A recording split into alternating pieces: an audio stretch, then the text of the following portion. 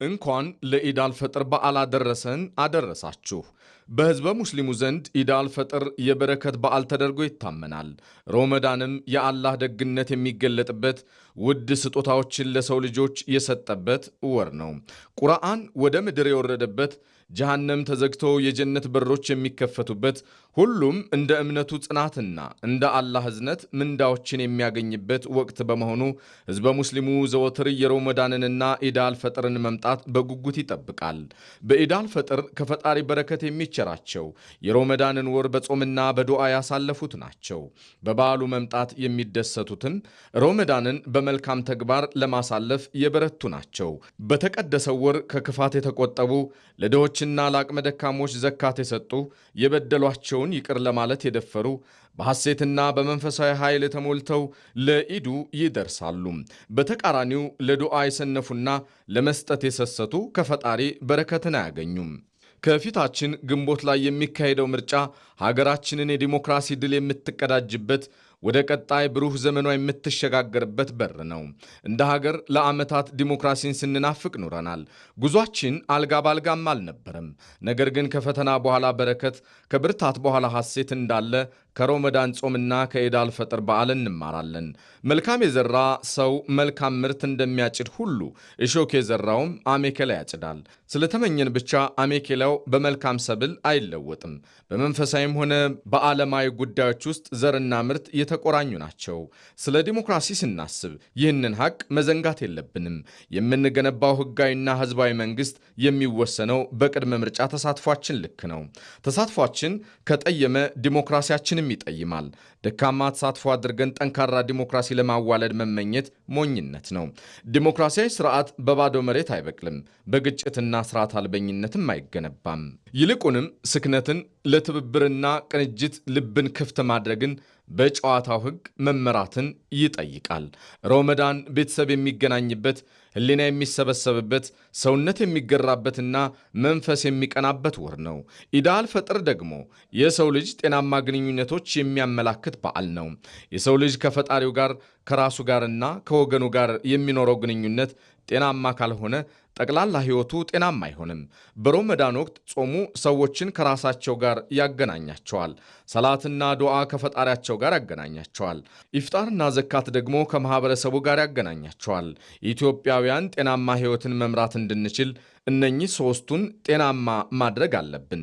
ሰው ከፈጣሪውና ከራሱ ጋር ያለው ግንኙነት ጤናማ ካልሆነ ለማህበረሰቡም ለሀገርም ጠንቅ ነው። ሰው ከራሱ ጋር እየተጋጨ ከኖረ ከሁሉም ጋር ይጋጫል።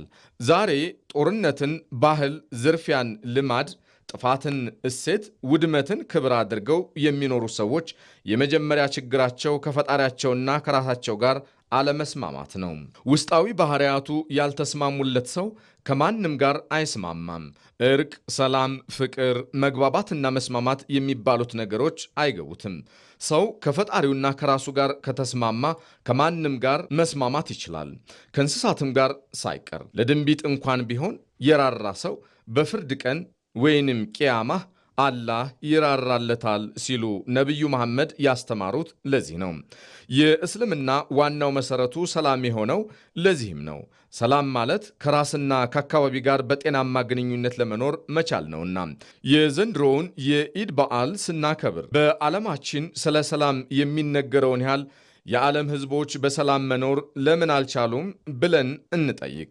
የግጭትና የጦርነት ድንጋይ እየደጋገመ ለምን ይመታናል? ከአዛኝ ይልቅ ገዳይን እንደ ጀግና የሚያዩ ልምምዳችን ለምን ገናና ሆነም? የሰው ልጅ ከግጭትና ከጦርነት ያተረፈው ድህነትና ኋላ ቀርነት መሆኑን እያየ ለምን አልተማርንም? ሰልጥኗል በምንለው ዓለም የሚኖሩ ወገኖቻችን እንዴት ግጭትና ጦርነትን የሚያበረታቱ ሆኑ? ይህ ትውልድ እነኚህን ጥያቄዎች በሚገባ ጢኖ ምላሽ ሊያገኝላቸው ይገባል። ከራሳቸው ጋር ሰላም ያጡ አካላት የማህበረሰቡን ሰላም እንዲረብሹ ልንፈቅድላቸው አይገባም። ከሮመዳን እሴቶች ጋር የተጣሉ ሰዎች ዘመኖቻችንን እንዲረብሹ ልንፈቅድላቸው አይገባም። በ12ኛው መቶ ክፍለ ዘመን እንደ 21ኛው ክፍለ ዘመን መኖር ቀድሞ መገኘትም ነው። በ21ኛው ክፍለ ዘመን እንደ 12ኛው ክፍለ ዘመን መኖር ግን መረገም ነው።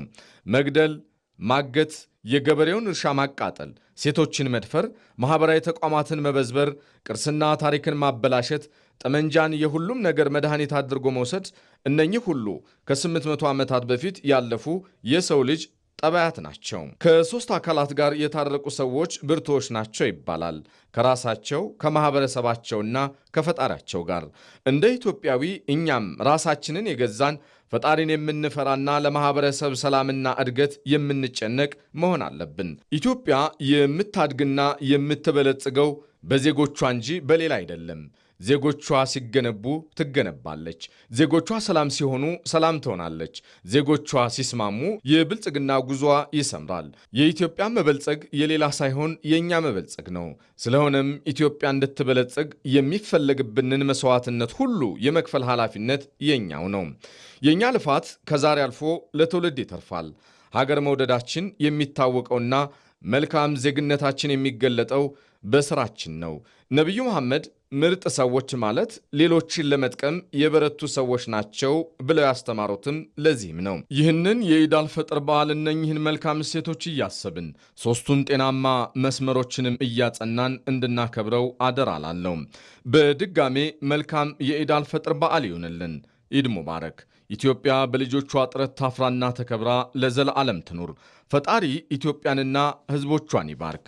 መጋቢት 2018 ዓ.ም አዲስ አበባ። አብይ አህመድ የኢትዮጵያ ፌዴራላዊ ዲሞክራሲያዊ ሪፐብሊክ ጠቅላይ ሚኒስትር